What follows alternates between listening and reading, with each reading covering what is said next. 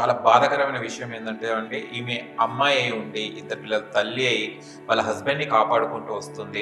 తను ఒక Rapido నడుపుకుంటుంటారు.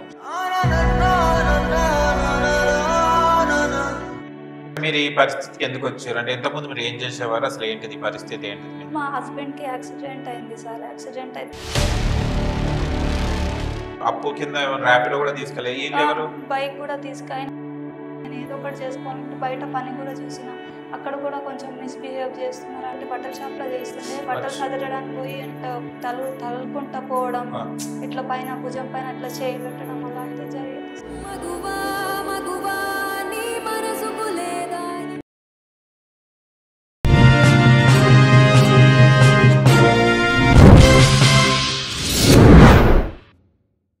Hi hello నమస్తే వెల్కమ్ టు సోషల్ పోస్ట్. నేను మీ యాంకర్ పప్పు. మా ఛానల్ ని సబ్స్క్రైబ్ చేసుకోండి మళ్ళీ కొత్త ఇంటర్వ్యూస్ కోసం. చాలా బాధాకరమైన విషయం ఏంటంటే అండి, ఈమె అమ్మాయి అయి ఉండి, ఇద్దరు పిల్లల తల్లి అయి, వాళ్ళ హస్బెండ్ ని కాపాడుకుంటూ వస్తుంది. తను ఒక ర్యాపిడో నడుపుకుంటుంటారు.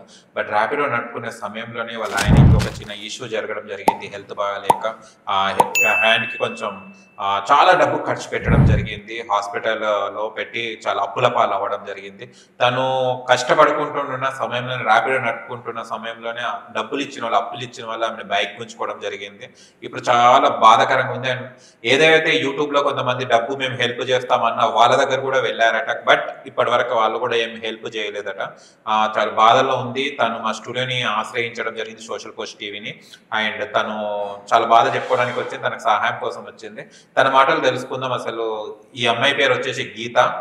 గీతకి అసలు ఎందుకు వచ్చింది ఆ పరిస్థితి? అప్పులు చేసి 6 lakhs నుంచి 9 లక్షల వరకు అప్పు అయిందట.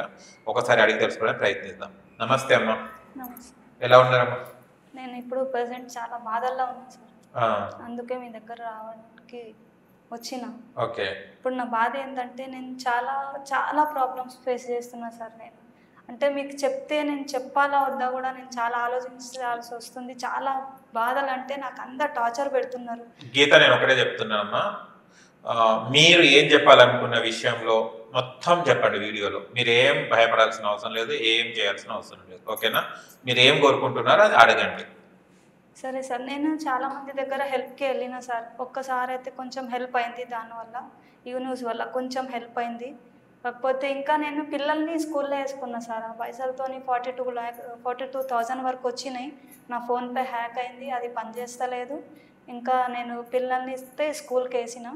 ఇప్పుడు మళ్ళీ నేను బైక్ నడపడానికి నా దగ్గర అంటే నాకు ఇప్పుడు ముందు నడవాలంటే నాకు ఏం లేదు సార్. నేను ఎట్లా బతకాలని నేను చాలా బాధపడుతున్నా. అందుకే మీ దగ్గరకు వచ్చిన. మీ ద్వారా ఏమైనా సాయం అయితే బాగుంటుందని వచ్చిన. చాలా వరకు చాలామంది అంటారు ఫోన్ చేసి మేము హెల్ప్ చేస్తాం అది, కానీ ఎవరు ముందు రారు సార్. నేను ఏం చేయాలి, నాకేం తోచట్లేదు. ఇప్పుడు మీ ద్వారా ఏమైనా సాయం అయితే బాగుంటుంది. ఇంతవరకు అంటే మీరు ఈ పరిస్థితికి ఎందుకు వచ్చారు? అంటే ఇంతకుముందు మీరు ఏం చేసేవారు? అసలు ఏంటిది పరిస్థితి ఏంటిది మీది? మా హస్బెండ్కి యాక్సిడెంట్ అయింది సార్. యాక్సిడెంట్ అయితే ఈ రైట్ హ్యాండ్ మొత్తం ఇరిగిపోయింది. బొక్క పైన బొక్క అతుకుపిచ్చి చాలా వరకు ఫస్ట్ గాంధీకి తీసుకుపోతే ఆడ సరిగ్గా ట్రీట్మెంట్ లేదని మళ్ళీ ప్రైవేట్లో నేను అందరు అనుకుంటారు సార్ ప్రైవేట్లో ఎందుకు గవర్నమెంట్లో చూపించుకోవాలి, కానీ అక్కడ సరిగ్గా లేదు చూడడానికి అని మళ్ళీ నేను ప్రైవేట్లో అప్పు చేసుకున్నా సార్. బయట అప్పు 10 రూపీస్ 5 రూపీస్ అట్లా అప్పు చేసుకొని నేను ఆయనకి కొంచెం మంచిగా చేసుకున్నాను సార్. అయితే ఇప్పుడు నేను తీసుకుంది అసలు 7-8 lakhs అయితే దానికి 3-4 lakhs అట్లా వడ్డీ పెరిగిపోయింది. అంత డబ్బులు ఎవరు ఇచ్చారు మీకు అప్పుగా? అంటే మా అంటే తెలిసిన వాళ్ళు ఉంటారు కదా సార్. 20 years నుంచి నేను ఆఫీస్పేటలోనే ఉంటుండే. అక్కడ తెలిసిన వాళ్ళు ఇచ్చినారు. ఇట్లా బాధలోనే ఇట్లా ఇరిగిపోయింది అంటే సరే అమ్మా అని ఇచ్చినారు. కాకపోతే ఇప్పుడు వాళ్ళ ద్వారా నాకు చాలా టూ మచ్గా టార్చర్ అవుతుంది.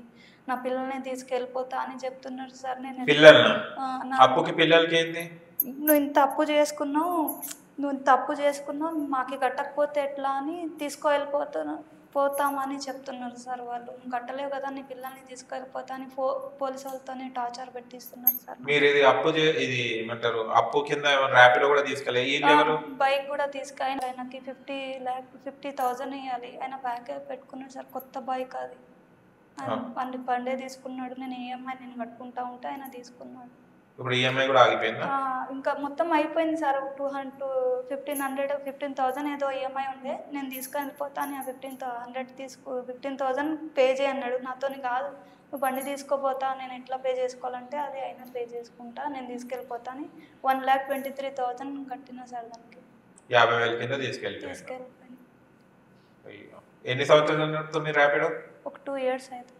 2 years అవుతుంది. 2 years నడుపుకుంటూ ఉన్నాం, మీ ఆయన చూసుకుంటా. అవును. ఇది ఎప్పుడు జరిగింది? ర్యాపిడో నడిపేటప్పుడు జరిగిందా లేకపోతే ర్యాపిడో నడిపే కన్నా ముందు జరిగింది మీ ఆయనకి ఇన్సిడెంట్? అది ర్యాపిడో నడిపినప్పుడు జరిగింది. ఎన్ని రోజులు అవుతుంది ఇది జరిగి? 2.5 years అట్లా అయింది. 2.5 years అప్పటి అవుతుంది. నుంచి నేనే చూసుకుంటున్నా సార్. ప్రతి దాని పిల్లలు చిన్నగా ఉన్నారు. మా అమ్మాయి అయితే 2 years అప్పుడు యాక్సిడెంట్ అయినప్పుడు. అప్పటి నుంచి ఇంకా అప్పుడు నేను బయట పనికి పోక ఇంకా అప్పులు చేసుకుంటా ఇస్తా అని అట్లా చేసుకుంటా పోయినా సార్. కానీ ఇప్పుడు ఎవరైతే ఉన్నారో మీకు యూట్యూబ్ లో చెప్తారు కదా, హెల్ప్ చేస్తారు, వీళ్ళందరినీ మీరు కన్సల్ట్ అవ్వడం జరిగిందా? అందరూ చెప్తున్నారు కానీ నాకు ఎవరు సాయం చేస్తలేదు. అంటే ఏమంటున్నారు? ఫోన్ చేసి మేము ఇంత ఇస్తాం అని, మా అమ్మ మీకు ఇంత సాయం చేస్తాం అంత సాయం చేస్తాం అని చెప్తున్నారు కానీ ఎవరు చేస్తారు. 100 రూపాయలు వేసిన వాళ్ళు 40,000 వరకు అయింది. ఇంకా దాంతోనే స్కూల్ పంపించిన. ఇంకా నేను బతకడానికి మళ్ళీ నేను 3 months రెంట్ కట్టలేదు సార్. నేను ఎట్లా కట్టుకోవాలని అదే అర్థం కావట్లేదు. నేను ఏదో ఒకటి చేసుకోవాలంటే బయట పని కూడా చూసిన, అక్కడ కూడా కొంచెం మిస్బిహేవ్ చేస్తున్నారని పని దగ్గర కూడా మిస్బిహేవ్ చేస్తున్నారు. అంటే ఇట్లా బట్టలు సదినట్టు అంటే బట్టల షాప్లో చేస్తుండే, బట్టలు సదరడానికి పోయి అంటే తలుకుంటా పోవడం, ఇట్లా పైన భుజం పైన అట్లా చేయి పెట్టడం అలాంటివి జరిగింది సార్. నేను ఎట్లా బతకాలి నాకేం అర్థం కావట్లేదు సార్. మీరేమైనా సాయం చేయండి. అంటే ఇంకా జాబ్స్ ఏమైనా చేసుకోకపోయారా? చేస్తే నాకు పిల్లలకి సెట్ కావట్లేదు సార్. వాళ్ళకి 8:30కి స్కూల్ ఉంటుంది. ఎక్కడైనా జాబ్ చూస్తే 9కి అక్కడ ఉండాలంటే నాకు కుదరట్లేదు. బైక్ అంటే నేను ఒక 2 hours లేట్ వెళ్ళినా నేను మళ్ళీ టైంకి ఇంటికి వస్తా, టైంకి నా పిల్లల్ని చూసుకుంటా అని బైక్ గురించి వచ్చిన సార్. బైక్ ఇట్లా ఏమైనా సాయం అయితే బైక్ ఆల్రెడీ నేను వెళ్ళినా కానీ ఎవరు ఏం రెస్పాన్స్ లేదు సార్. నాకు ఏమంటారు వెళ్ళినప్పుడు సహాయం కోసం చేస్తా అంటున్నారు. 5 months నుంచి చేస్తానే ఉన్నారు సార్ అందరు. 5 months చాలా మంది, ఇంకా మన ఇంకో అన్న ఉన్నాడు, ఆయన కూడా చేస్తా అని అందరు హ్యాండ్ ఇస్తున్నారు సార్. ఫోన్ చేస్తే ఫోన్ లిఫ్ట్ చేయరు. ఏదైనా అంటే చేస్తామమ్మా, ఎందుకు చేయము, మాకు బిజీ ఉంది, మీకు అంతా చూసుకోవాలన్నట్టుగా మాట్లాడతారు. వాళ్ళ మాటలు విని కూడా నేనే సిగ్గు లేకుండా ఆడమనిషి చేస్తాను సార్. మళ్ళీ ఫోన్ చేసినా కానీ ఏం రెస్పాన్స్ లేదు వాళ్ళ దగ్గర. కానీ మీరు గవర్నమెంట్ హాస్పిటల్స్ ఉన్నాయి కదమ్మా, ప్రైవేట్ కిందకి వెళ్ళారు? అక్కడ సరిగా ట్రీట్మెంట్ లేదని వెళ్ళింది సార్. సరిగా అసలు 1 గంట అసలు మంచి సస్తా ఉంటే కూడా అసలు చూడరు వాళ్ళు. అట్లా ఉంది అక్కడ పొజిషన్. ఏందమ్మా మీరు ఒక్కరే ఉన్నారు, ఎంతమంది చూసుకోవాలని తిడతా ఉంటారు వాళ్ళు. ఇప్పుడు ఎట్లుందో మీ ఆయన ఏం చేస్తున్నాడు? ఇప్పుడు ఖాళీగానే ఉన్నాడు సార్. ఏం చేయలేడు అంటే ఈ బైక్ అవి నడపడానికి లేదు. ఆయనకి హెల్త్ ఇష్యూస్ ఉన్నాయి. నాకు కూడా అపెండిక్స్ ఉంది. పోతే చూపించుకోవాలి. కాకపోతే నా బాబుకి ఇన్ఫెక్షన్ ఉంది, అంతా హ్యాండ్కి ఇన్ఫెక్షన్ ఉంది. బాబుకి మొత్తం ఇట్లా పుండ్లులాగా ఆయనకి ఎలర్జీ అయిపోయింది. ఇక్కడ వచ్చిన తర్వాత మొత్తం ఎలర్జీ అయిపోయింది. నేను తీసుకురాలే, ఒకవేళ నెక్స్ట్ టైం వస్తే నేను చూపిస్తా. మొత్తం బాడీ అంతా ఎలర్జీ ఉంది. నాకు కూడా అపెండిక్స్ ఉంది. అయినా నేను నడిపిస్తున్నా సార్. నేను ఆపరేషన్ చేయలే, ఇంకా చేయాలి. అది అంటే కొంచెం ఇంకా పెద్దగా అయితే చేస్తారా, చిన్నగా ఉంది ఇంకా పెరుగుతా అంటే కొంచెం ఎక్కువ అయితే చేస్తారంట. అది నాకు కూడా ఉంది. కావాలంటే నేను ఎక్స్రే అవి తీసుకుంటాను. 6 months దాకా టైం. 6 months టైంలో మళ్ళీ పెయిన్ వస్తుంది కదా, మళ్ళీ అప్పుడు పోతే అప్పుడు చేస్తారంట వాళ్ళు. ఇప్పుడు చిన్నగా ఉంది కదమ్మా, ఇప్పుడు చేయడానికి లేదు, మళ్ళీ 6 months తర్వాత వస్తే చేపిస్తా అని చెప్పినారు. మసీద్బండ హాస్పిటల్ ఉంది, ఏరియా హాస్పిటల్, అక్కడ చూపించింది. బాబుకి ఇన్ఫెక్షన్ ఎందుకు అయింది? అది ఏమో సార్, మొత్తం గోకుంటా మొత్తం ఈడంతా ఇన్ఫెక్షన్ ఉంది. ఆయనకి ఎన్ని చూపించి నేను గవర్నమెంట్ హాస్పిటల్లో చూపిస్తే కొంచెం తగ్గుతుంది, మళ్ళీ అట్లనే అయిపోతుంది. అది చాలా అన్నిటికీ బాధపడుకుంటా ఉన్నా సార్. ఈడదాకా వచ్చినా ఇంకా మీరేమన్నా ప్రజల ద్వారా మీ ద్వారా ఏమైనా సాయం అయితే, దాతలు ఎవరైనా ముందుకు వచ్చి నాకు సాయం చేస్తే మంచిగా ఉంటుందని కోరుకుంటున్నాను సార్. కానీ ఒక్కటి ఉంది సార్, నాకు ఫేక్ కాల్ చేయకండి, మీకు కాల్ దండం పెడతా, ఫేక్ కాల్ మాత్రం చేయకండి. అంటే ఏం చేస్తారు ఫేక్ కాల్స్? అంటే మేము ఇంత చేస్తామని చెప్తారు సార్, నాకు ఫోన్ చేస్తారు, మీకు ఈ బాధ ఉంది కదా సార్, మేము దాంట్లో మీ అమ్మాయి దీంట్లో చూసినాం దాంట్లో చూసినాం అని చెప్తారు. కానీ ఎవరు చెయ్యరు, చెప్తారు అంతే. ఇంకా వాళ్ళకి ఫోన్ చేస్తే ఫోన్ లిఫ్ట్ చేయరు, మళ్ళీ కాల్ చేస్తాను చెప్తారు అంతే. అక్కడ వరకే డ్రాప్. మళ్ళీ ఇంకా మాట ఎత్తారు వాళ్ళు, అస్సలు ఎత్తారు. ఎవరైనా పొలిటికల్ వాళ్ళని గెలవడం జరిగిందా?